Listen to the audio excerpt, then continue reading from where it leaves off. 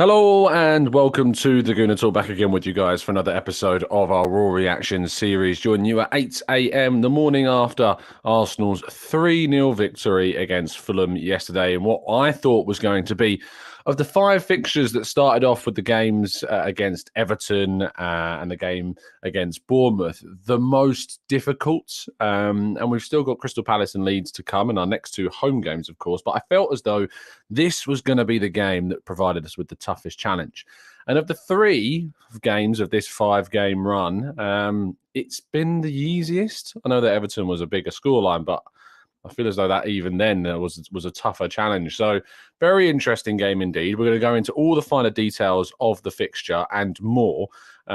Plus, obviously, look into some of the specific player performances and the ramifications of the game in the wider context of our league season. And then go into the chat box and take a lot of your questions, comments, and thoughts and theories about the game as well. Let's say good morning, first of all, to those joining us in the chat box. Mr. Arsenal, good morning to you, to Marcus, to Yomi. Good morning to Dave. Good morning to Harvey and Carlton. Good morning to Stevie, Matt G, Gooner Jake. We've got Gunner Dude 1293. I wonder what that stands for. The amount of points Arsenal will get this season, 1,293. Paul, Granddaddy Gooner, David, Wilson, James, G1886, Diane, good morning to you as well. Thank you so much for everybody tuning in as always. I really appreciate the time. Do drop a like on the video and subscribe to the channel if you're new around here with those conversations turned on. I mean, if you want to turn on your conversations, that'd be great. I mean, love hearing your thoughts. But notifications is what you should be turning on. And making sure that you get told every single time we drop a video live into your feeds. So without further ado, let's go into the stories. So Arsenal completely and utterly dominated Fulham yesterday in our 3-0 Premier League win at Craven Cottage. I was fortunate enough to be there. It was, I don't know if you saw my Twitter feed, but I was blessed with the curse of the metal pole, which is something special. If you don't know, if you've never been to kind of some of the old-fashioned grounds in England, I'll see if I can try and get a photo on the screen for you shortly. But if you've never been to some of the old-fashioned grounds like Crystal Palace and in particular Craven Cottage, what you often find is that sometimes you're in a position where you've got a massive pole in the way of what you're looking at. I should be able to get this on the screen for you now. There we go. So you can see what I was looking at. I had a massive metal stanchion in the way. And whenever in the first half we got a corner from our left flank, which happened to be, of course, where we scored our first goal from and where the cross for the second goal came from and the cross from the third goal came from, all from that side, all from where that pole is. I know there's going to be the people in the chat box suggesting that the away curse that I brought apparently earlier in the season was blocked by this pole. So anything that went and happened on that left wing that I couldn't necessarily see in the best way, shape or form, it ultimately did the job blocking me from seeing it. But no, we were able to kind of move in a way so that we didn't miss anything. And it was certainly a fantastic day of football with Arsenal picking up 3 goals and 3 points. Gabriel again scoring against Fulham. He obviously scored in the game earlier on this season. He scored in that away game at Craven Cottage at the beginning of the season before last, if you remember as well, that header that he leaped to meet from another corner. And yeah, I think obviously we know that him and Saliba have been real threats. They've both now got 3 goals this season between the 2 of them, rather in combination. So 6 goals between them, which obviously shows their threat from not just set pieces, but Saliba's obviously popped up with a great finish. Gabriel has also popped up in the box before with goals too. And it's important that we have that type of threat because from defending set pieces, we've not been too great. But actually from attacking set pieces, we've now find ourselves with 2 massive threats and an aerial possibilities to aim for. And Trossard, brilliant corner. This is obviously 2 games in a row we've now scored from a corner, with Vieira finding Saliba in Portugal on Thursday, and now Trossard finding the Brazilian defender yesterday. It is certainly something hopefully we can continue to use and utilise before the season finishes and could be really key in how we want to end our campaign. Now, Martinelli and Trossard, I wanted to talk about these two together. I know that they absolutely would deserve their own sections, but they combined to score the second goal. So it makes sure that it certainly, it made sure that we need to talk about them in combination, because I love the dynamic between these two. How Trossard's a centre forward, but not really. About Martinelli's a left wing, but not really. I really get so joyous about the idea of the defense of the other team being ultimately bamboozled by how they obviously combine, and one moves to the left and one moves centrally. And it happened obviously against Leicester with our sole goal of that game, Trossard moving to the left-hand side, picking up Gabriel's ball and then playing through Martinelli. But in this game, Trossard was all over the place. All over the place. Moved to the right, moved through the middle, moved on to the left, popped up in the box when he needed to be. And he is obviously the closest that we've got in regards to a player that could give you what Gabriel Jesus could give. And there's part of me that wishes maybe that we would have done this sooner and maybe moved Trossard into the middle when Nketiah was struggling a little bit more. But we can't really look too much on the season with things that we regret ourselves, because there's so many things out of our hands that have unfortunately not gone our way. But it is very interesting, and we'll come on to Jesus in a little bit.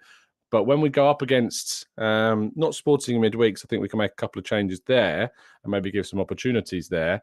But certainly in our game against Crystal Palace, Trossard has earned that spot, and Martinelli's earned his spot.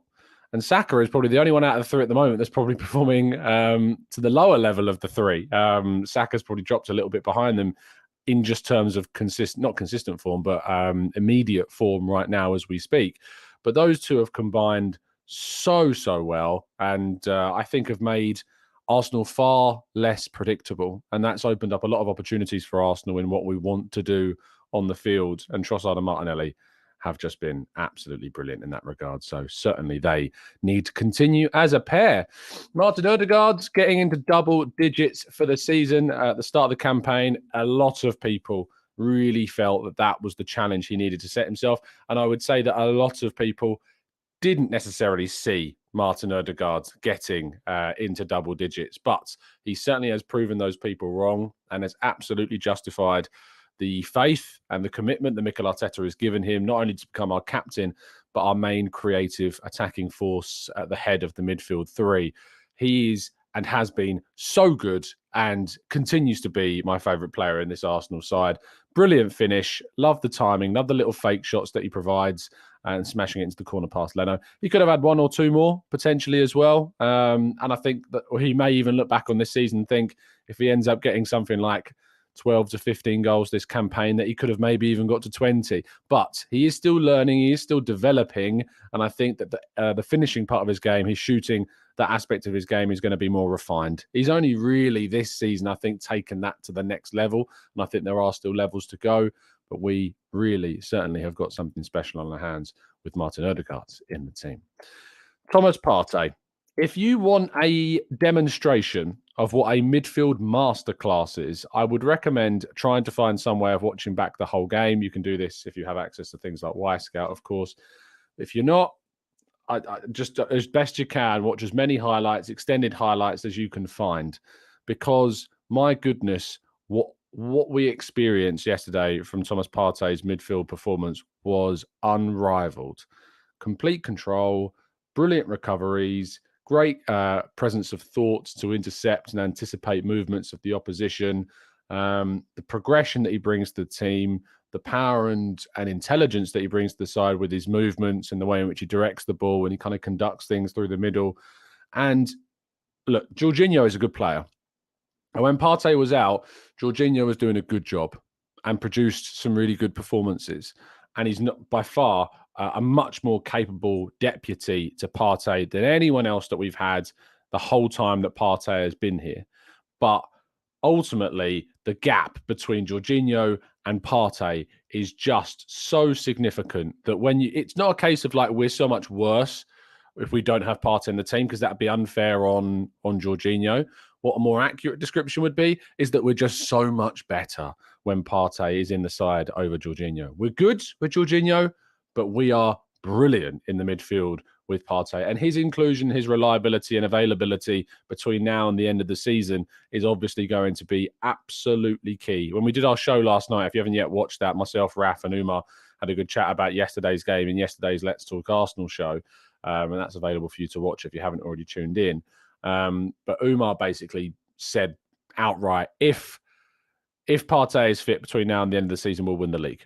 And if he's available for all the rest of the 11 games that we've got, which I find is diminishing the number of games we've got left at an alarming rate and an exciting rate. But with the 11 games that we've now got in the league between now and the end of the season, if Partey is available for all of them, he believes we'll win the title. And it's difficult to disagree. Now, Partey was unavailable, I think, for the last 8 to 10 games of last season.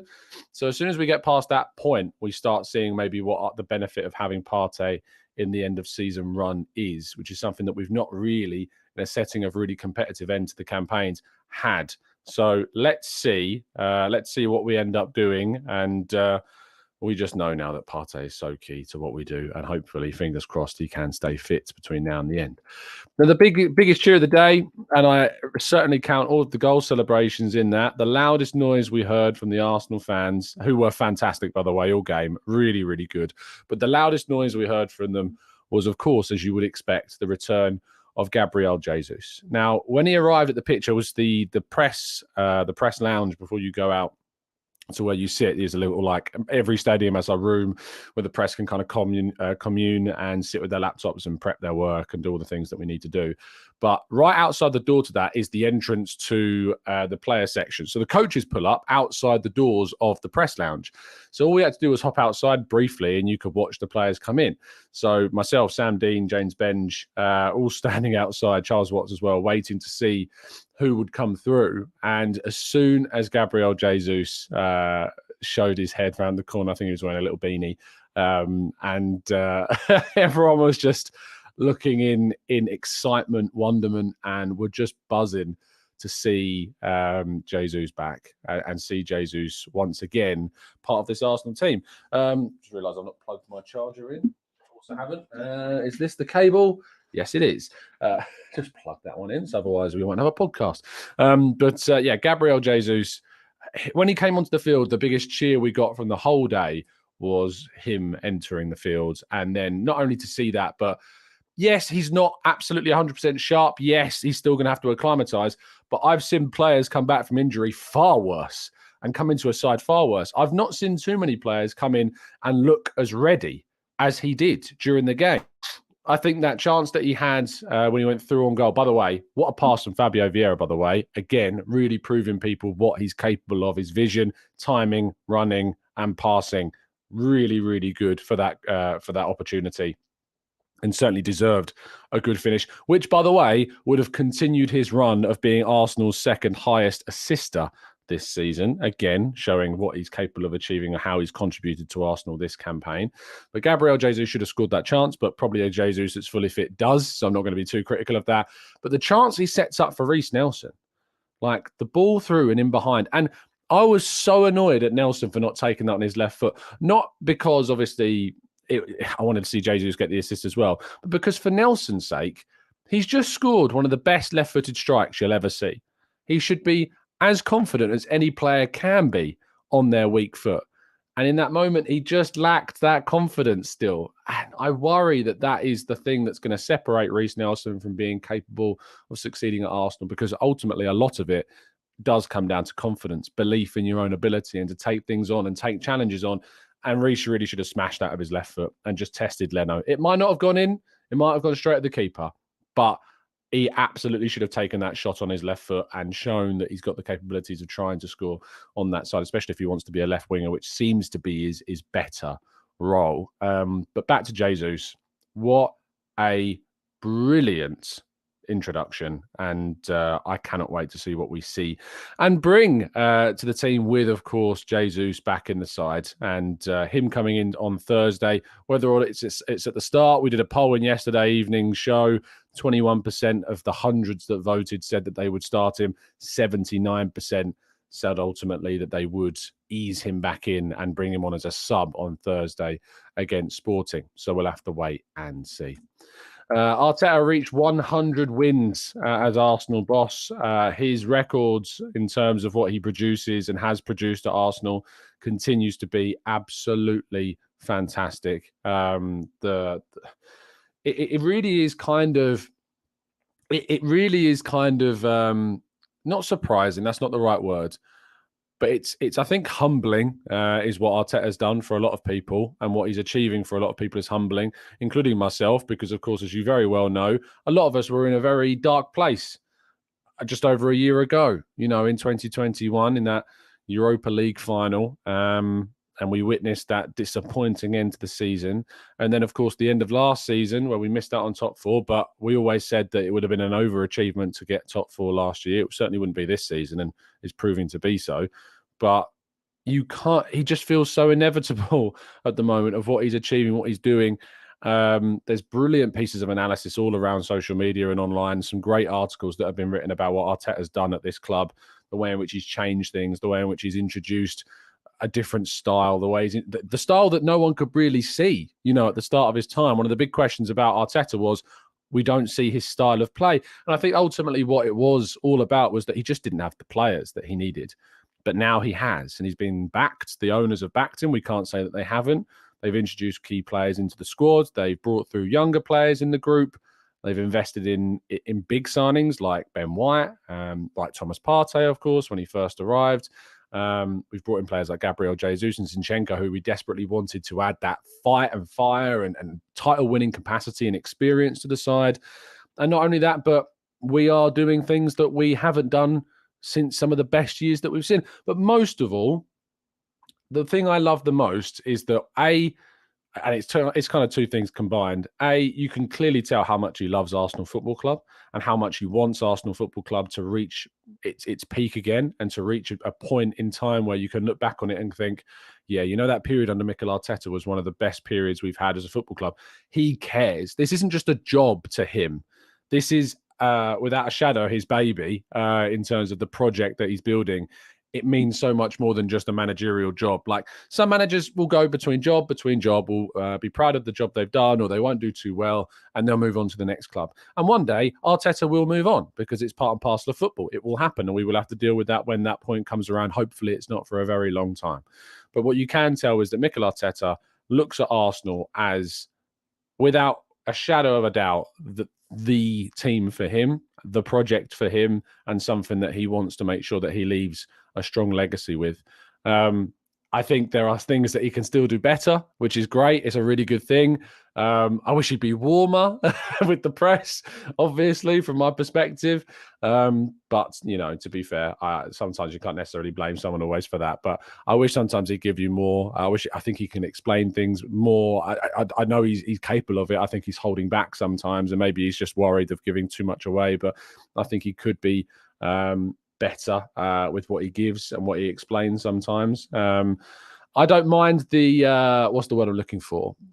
He's not a liar. I don't use the word a liar, but I don't mind the deception when it comes to team news, when it comes to transfers. I don't mind that, to be honest. I quite like it.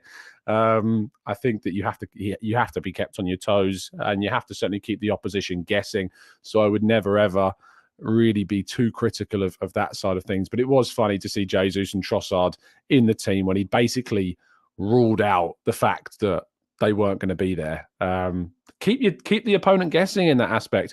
But just, I'd like it to elaborate on a lot more of the questions that you get asked sometimes, because I think his insight and what he says and how he talks about football when he goes into detail is really, really good. So I'd like to hear more of it. And that's really the only off-field kind of thing that I have. And I think obviously that his in-game management, his substitutions we can look at that part of his game, and we can always want a bit more, and we could want him to improve, and we could want him to read games maybe a little bit better. But I am nitpicking, because ultimately those are the things that might separate us from one day being a very, very dominant side with Arteta at the helm, and where we are right now, which is pretenders and challengers and looking to try and get to the top. But hopefully one day we can establish ourselves there, and he will have ironed out some of the creases and built upon and furthered plenty of the successes that he's got. So that's what is really exciting about Mikel Arteta. We brought the clock end across London. You saw this photo uploaded to social media with the Arsenal team with Arsenal's clock end clock.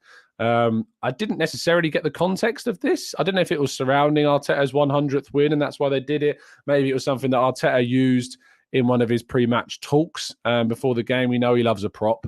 You can't say the man does not love a prop, whether it's a light bulb, whether it's a funny picture of a brain. He loves a prop before a game. And talking about the clock end and the fact that Arsenal's support was so good, it was almost as if the clock end was in Craven Cottage. We basically brought it with us with how good the crowd were. I would be interested to know, and if anyone asked Mikel Arteta in his pre-match press conference ahead of Sporting on Wednesday what that was about, it would be very interesting indeed to hear what it was indeed about. So, yeah, absolutely fantastic. Looking forward to seeing what this team can achieve under Arteta. And it is just an absolute joy to be an Arsenal fan right now. And also the amount of fans that hate us and rival supporters that can't stand us is absolutely fantastic as well.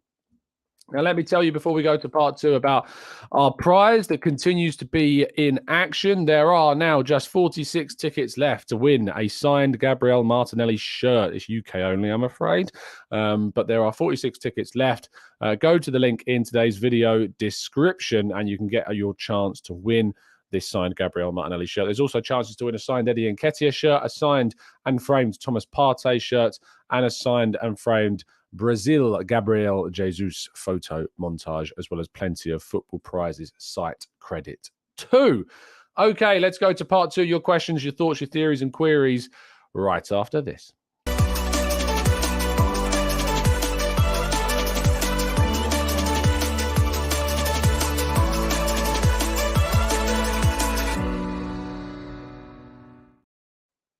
Of course, you can also get your hands on some TGT non-profit merch and help some fantastic causes like Cancer Macmillan Support and the Arsenal Foundation. All profits made from this will be going to those two charities and the local business that is helping to produce our TGT merch. Link in the description. You can get your home hat or your away hat. Certainly the one I'm wearing right now, the away one, for me is great because it just kind of matches the grey stripes on the top of the away kit. So it's kind of that synergy.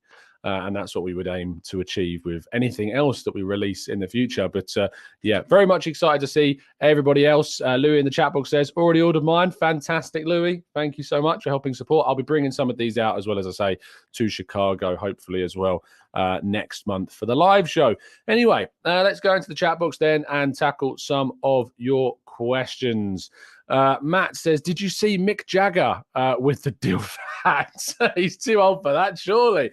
We need to get him a TGT hat instead. Yeah, it would, I think, be more fashionable than what he was wearing. Ridiculous. I didn't know Mick Jagger was an Arsenal fan, by the way. Had no idea. So it was very interesting seeing him pop up on the screen yesterday. Because obviously we've got screens in the press box, and it was like, I turned to Kaya and was, is that? It is, isn't it? It is Mick Jagger.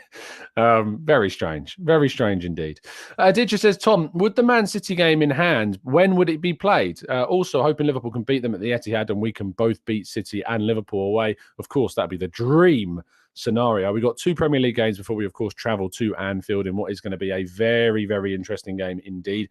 My expectation, we talked a little bit about this yesterday, actually, in terms of when their fixture against, I think it's West Ham, would actually get played. I think it will either get played between their game against Leicester and Brighton, so probably around the 20th, the 19th or 20th of April, or it will get played between their games against Leeds and Everton, so probably around the 10th, the 9th, 10th of May. That's where my estimation of it might be, because I think that's really the only spaces. But I don't know if obviously there's gaps. I don't know when the Champions League rounds are. Actually, I can check that. Champions League 2023 dates. Let's have a quick look.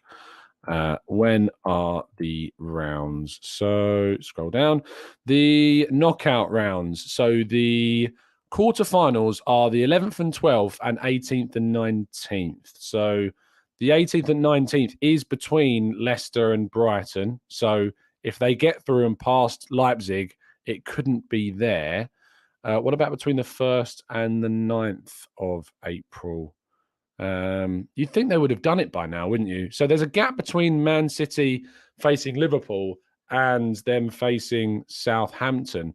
That's also a gap. So they could play it maybe the 4th or the 5th, but you think it would have been rearranged by this point, but maybe it's too soon. The last one is between the 6th and the 13th, as I said, and the semi-finals are the 9th and 10th and 16th and 17th of May, which, again, if they make it to the semi-finals, I don't know where they put that West Ham game. Very difficult. We just got to keep our fingers crossed that they keep progressing through these cup games, because then the question is, where on earth are they going to play those fixtures? So we just got to keep keeping our fingers crossed that they keep progressing through the cup competitions, because it's going to make things very difficult indeed for them to play any games whatsoever. Akmal says, do you think the referee realised he made a mistake giving Vieira the free kick for tripping over himself? Because I think if he did think it was a foul, the defender should have been booked. I don't know. It was a really strange one. I couldn't really tell from where it was. I only knew because I've only been able to watch the goal highlights after the game, because obviously I was there, and I haven't watched the game in full in terms of its coverage. But it was difficult to see what had happened. They didn't really show it on the replay where I was. But I did see Rob Holding put his Instagram story up after the game saying that Vieira is the only player ever to win a free kick by fouling himself, which is quite funny. But yeah, I haven't yet seen that. But I assume maybe the referee was kind of more lenient because he may have realised his error in that moment. Tom says, what was Gabriel's miming celebration? I have a long pointy beard, is that what he was saying? He was doing the M thing. I don't know if, I think maybe his daughter's name begins with an M. Let me have a quick check. I think maybe that's what it is. But I think Kaya mentioned something. Yes, I think his daughter is called Maya. So I think that's what it was. M, which I can't seemingly do. M for Maya. I think that's what the reason was behind his celebration. So there you go. Olu says, hey, Tom, with benefit of hindsight, would you increase your ratings for the January transfer window from a 7? Well, ask me at the end of the season, Ollie. I think that's the only way. And I said, to be fair, I did say that during the transfer window. I did say we would have to reflect upon whether or not the transfer window has been successful at the end of the season. We'll only know. So it was kind of a prediction, and a 7 was a very safe rating of the window. And I think when you come to the end of the season, you can have a better assumption, a better assessment of that window. So I would say I'm going to wait. I would say certainly right now it's coming out much higher than a 7, but we'll have to wait and see come the end of the season whether or not it does indeed mean that. Temi says the clock means that there's 11 games to go. Maybe it does. Maybe it does. Fran in the chat box. Yes, Tom, with the merch. If you haven't checked out Fran's video on her channel, Galazzo, make sure, which is fantastically and cleverly named, by the way, make sure that you go and check it out. Some brilliant pieces of artwork are available that will also go to help some charities as well, which is fantastic. Make sure you check it out. Let's go to Anton, who says, would you rather see City advancing in the Champions League or be eliminated? Advancing. Keep them playing as many games as feasibly possible, Anton. So yeah, definitely advancing. Sean says, hi, Tom. I was at the game yesterday. Also had the curse of the pole. Did you notice that Kieran Tierney playing centre forward when he came on could be his new role?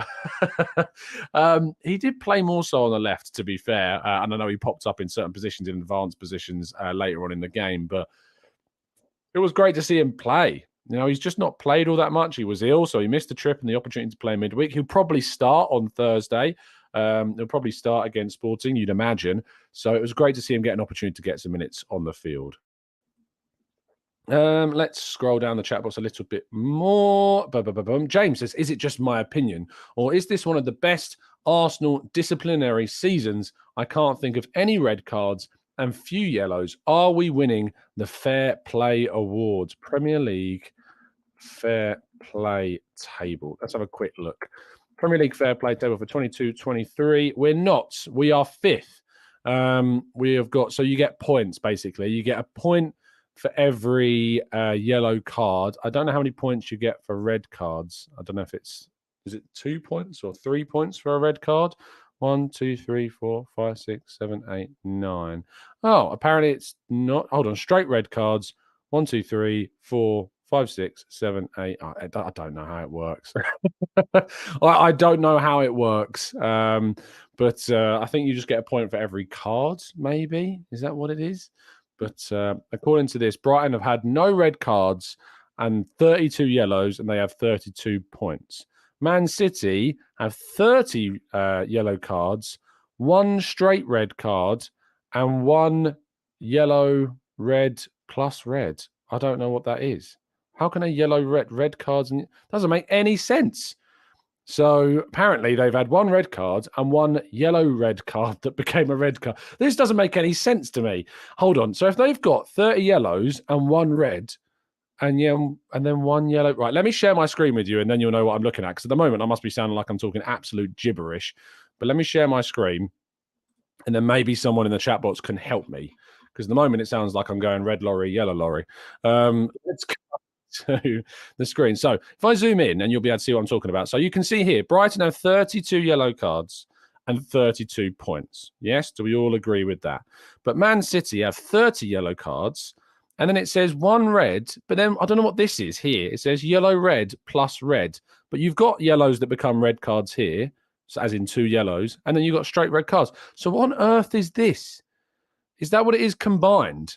Is that what it is combined? I'm looking now. So yeah, yes, it is. It's what it is combined. So why do you need to include that? That doesn't matter. It just throws people off. So yeah, it is combined because if we have a look at Chelsea, they've got 50 yellow cards. They've got 2 red cards that have been 2 yellows, and they've had 1 straight red card, which obviously is a total of 3. So yes, we've worked it out. So how much are they worth? They're worth 5 points. So a red card is worth 5 points. A yellow card is worth 3 points. I don't know if just double yellows is worth less than that. So Leeds United have had 50 points for yellows. They've had 2 double yellows becoming reds, which has got 56. Yes. So a double yellow becoming a red card is worth 3 points. A straight red card is worth 5 points. And a yellow card is worth 1 point. We got there in the end. It was arguably the hardest thing I've ever done since I was at university, but we've managed to do it. So Arsenal have got 39 yellow cards this season, no reds, and obviously 39 points. Brighton are doing the best on 32, joint with West Ham. And at the bottom of the table is Wolves, 52 yellows, 1 double yellow, 3 straight reds, 70 points. Manchester United are 18th, 58 yellow cards, 2 straight reds. No prizes for knowing who got the 2 straight reds. 68 points so far this season. But Arsenal and Man City, unsurprisingly, are high up in the table. Man City have had a red card this season, a straight red. Who was sent off? Man City straight red card. Who was sent off? Cancelo? Cancelo was shown a straight red card after conceding a penalty and was sent off against Fulham. Oh, was that the game? Did Man City still manage to win that? Yeah, Man City still managed to win that 2-1. I remember Cancelo getting sent off and thinking, oh, big chance here to see Fulham get a result. But no, trust Fulham to be terrible. That's why we won, I think, rather comfortably yesterday. But yes, thanks for that question. That made me have an absolute... I mean, in terms of challenging my brain at 8 a.m., that's probably the biggest challenge we've faced as a channel, trying to work out how that worked. So there you go. Lovely stuff. Let's scroll up in the chat. Some people think that it's Rodri. Oh, no, Rodri scored a screamer in that game. Holland with a penalty. KDB got a dive. I remember watching that. Yeah, I do remember watching that. James says 15 of our yellow cards are from celebrating. I wonder what VAR's disciplinary record is. It's probably terrible. I'll be giving it 1 billion red cards for this season. It's been absolutely awful. DJ Polar says, finally catching a live show from the Bahamas. It's 4:32 a.m. here. So glad about the result. What's your opinion on Xhaka's hesitation to score that beautiful goal? Oh, that's so annoying. Honestly, I can't tell you how frustrating it was watching back the highlights of that Xhaka miss. Because that chance, that whole move it would have been, I think it might have been the peak Mikel Arteta goal if that goes in. Not only because it was Xhaka finishing it, so there's the poetic emotion of the redemption story of Granit Xhaka, who's not scored in a while, actually, to be fair. He's still stuck on 4 goals in the league for this season. But it would have been, I think, the poetic kind of encapsulating everything, I suppose, that we've seen from Mikel Arteta's football, the style And I was fuming, sitting in the press box, absolutely fuming, and still trying not to show too much emotion. I had Fulham fans sitting right behind me. I had two Fulham fans on my right, and then a few other journalists, including Romano on the left-hand side behind us. And it was difficult, obviously, because you don't want to. It wasn't like Aston Villa. It wasn't like, obviously, Arsenal against Bournemouth, where you're surrounded by other journalists, so you can be a little bit more. Not flamboyant, that's not the word I'm looking for, a little bit more enthusiastic with your, and exuberant with your celebrations, if you're not meant to still, but you're certainly looking at that. It was very strange being have to really sit on my hands more than I ever have before. And that moment, the Xhaka miss, yeah, that was peak frustration, because it would have been a brilliant goal. But thank you, DJ Polo, for tuning in. Much appreciate your kind support to the channel. Let's scroll up, because I saw a comment from Nav earlier on that says, Tom never reads out any of my comments. Now, I've met Nav in real life, so I feel really bad. But I'm looking through the comments now. He hasn't asked. Here we go. He has asked a question. Nav says, I always wondered why they called it the clock end. Is it because the stadium goes round in a circle? No, it's because of the clock, the famous clock that is at that end of the stadium, and of course was there at Highbury as well. It's the Highbury clock, so that's why they call it the clock end now. So hopefully that gives you a reason behind that. Fuad says, what did you make of the Casemiro red card? I think the reaction and the embarrassment, and genuinely it's embarrassing what some of Manchester United fans are trying to suggest. I don't mind anything regarding, like, if you want to bring up examples of other challenges that have been given as red cards or not been given as red cards, and use that to compare and say, if you've not given this a red card, how can you give Casemiro a red card? The problem is that's the wrong way of looking at it. It's the wrong way of looking at it. The right way of looking at it is, if you want to look at a similar challenge, what you've got to say is Casemiro is a red card, but you have to send these other guys off as well. But I saw people using the Dan Burn challenge, I think, on Ruben Neves. Whilst it's a bad challenge, I don't think it's the same. There's a debate about that one being a red card or not. I think there's more debate in that one than there is the Casemiro one. But the thing is, with the Dan Burn one, he goes down on the player's ankle. Studs obviously are down, but they're going into the player, and he gets the ball first, which doesn't matter. I know not always it doesn't matter if you're out of control. But it was a different style of tackle.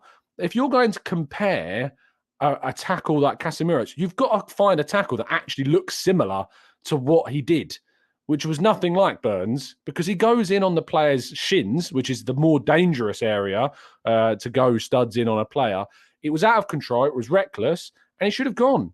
Just like I think Bruno Fernandes should have gone against Real Betis for his tackle on Bravo. Both of them completely out of control, dangerous challenges that could have seriously injured the person that they were going in on. It's a red card.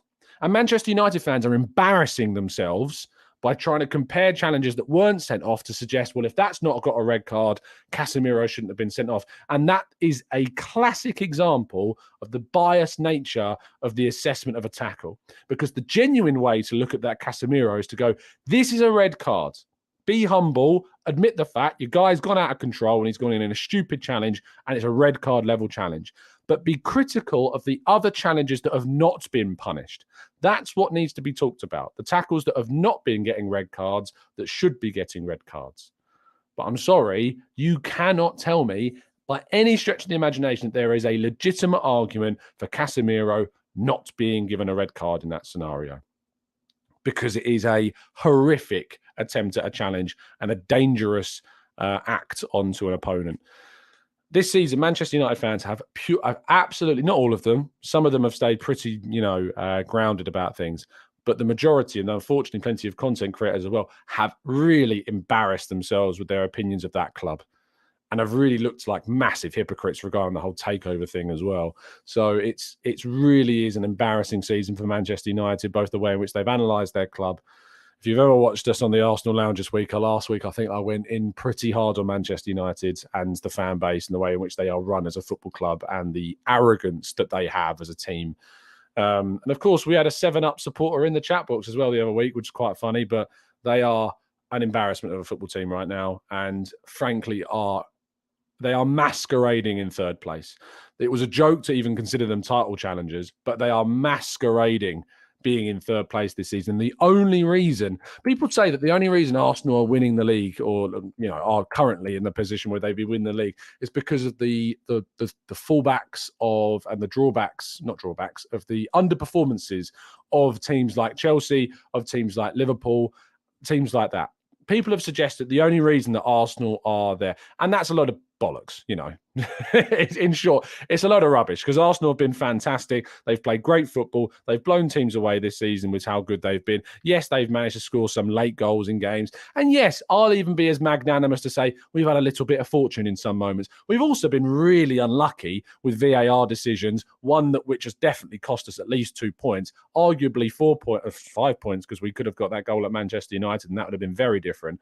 But Manchester United are the biggest beneficiaries this season of that argument that there are suggestions that other teams have been underperforming. Because if Liverpool were just a little bit better, or if Newcastle had been able to maintain their run, or if Chelsea had been a bit better than what they are now, Man United would be nowhere near top 4.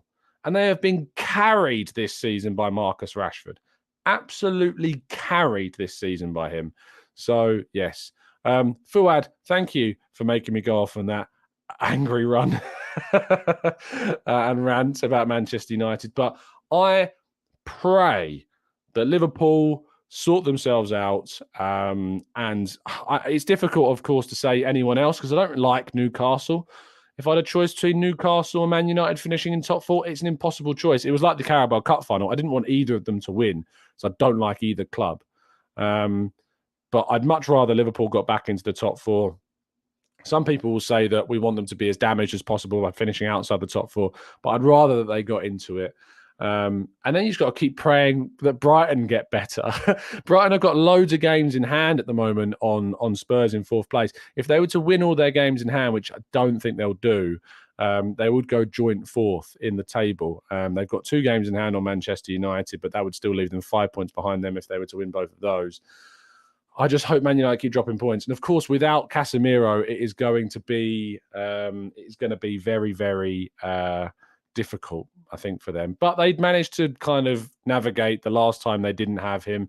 But they will miss Casemiro for their FA Cup game against who is it? Is it Fulham? I think Man United's fixtures.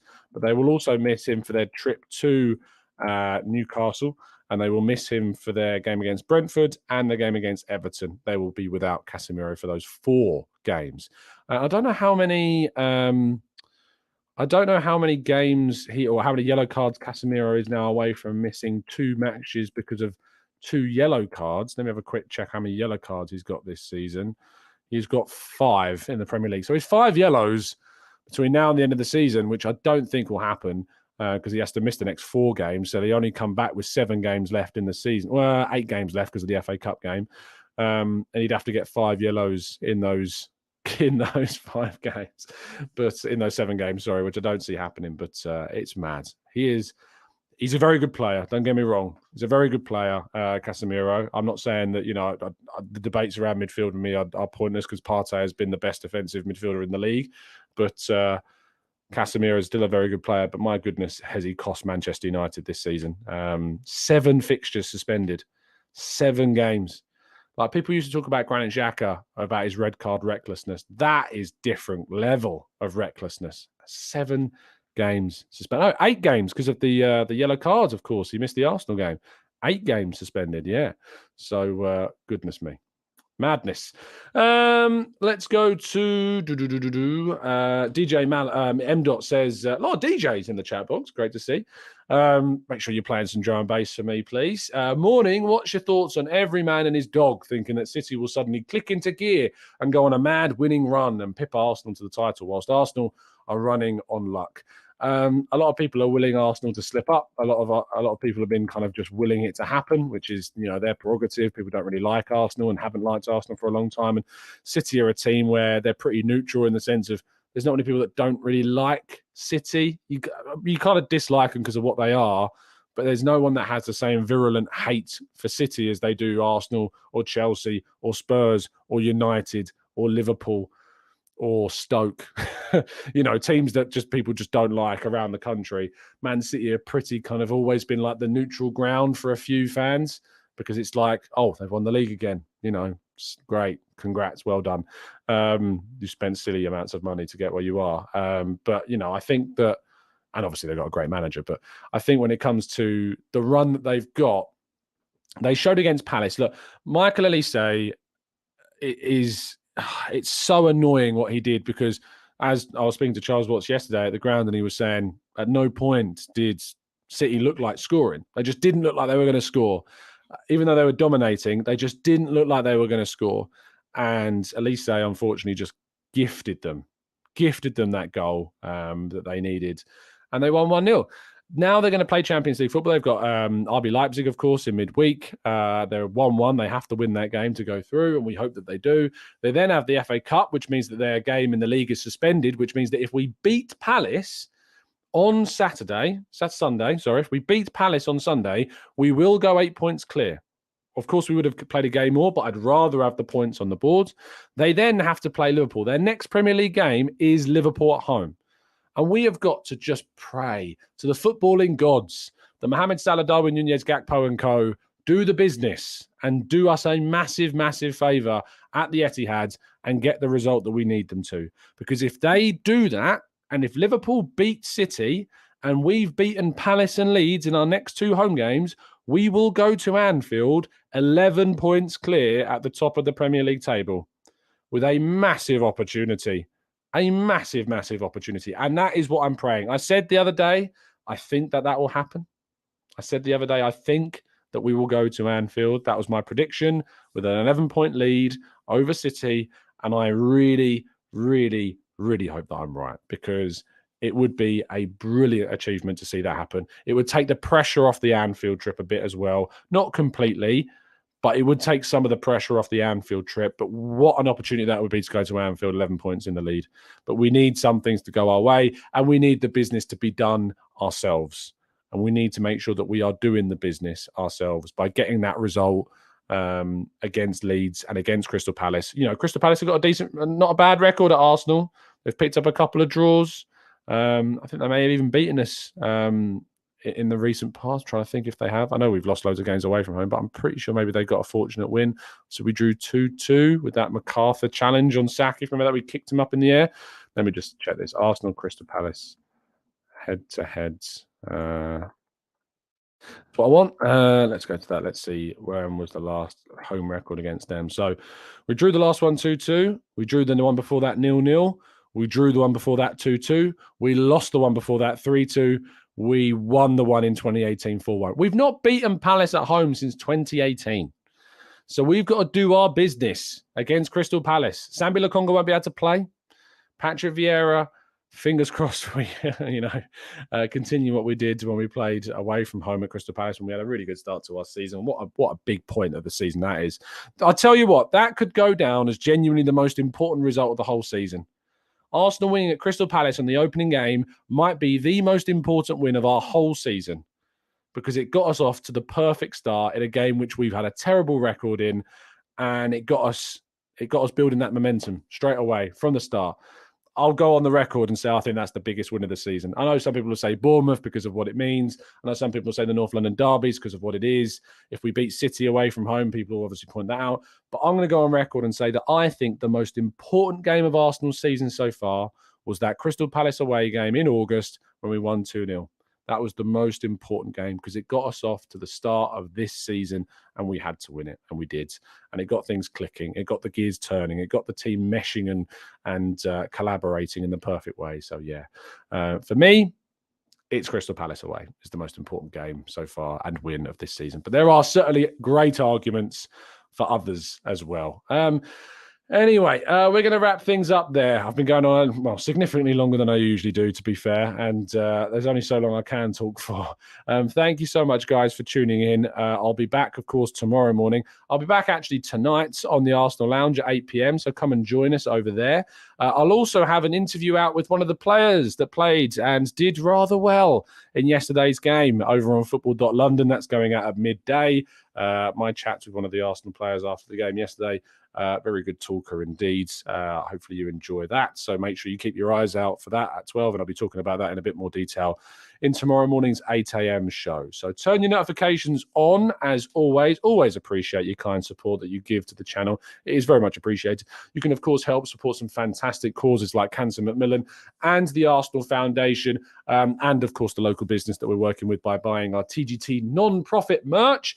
Global shipping, wherever you are in the world, you can get your hands on our home or away caps. Link in the video description. Make sure you don't miss out. You can also go to the YouTube homepage for the channel and go on to store. That is now out live. The store section of the YouTube is also there, so you can go and get your stuff where you need it. Thank you so much, everybody that's tuned in. Really appreciate your time, as always. And I know I finished the show the other day. My missus obviously was...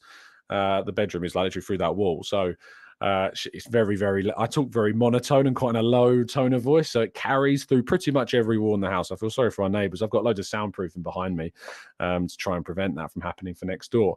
But she turned around to me the other day and she said, "Did you know that you finished that show yesterday by saying 'and as always' 4 times?" And I went back and listened to it, and yes, I did. I did indeed say, as always. It's just, I say it, and then I think, oh, I've got to mention something else. Oh, I've got to mention something else. So, yes, thank you for listening. And as always, up the Arsenal.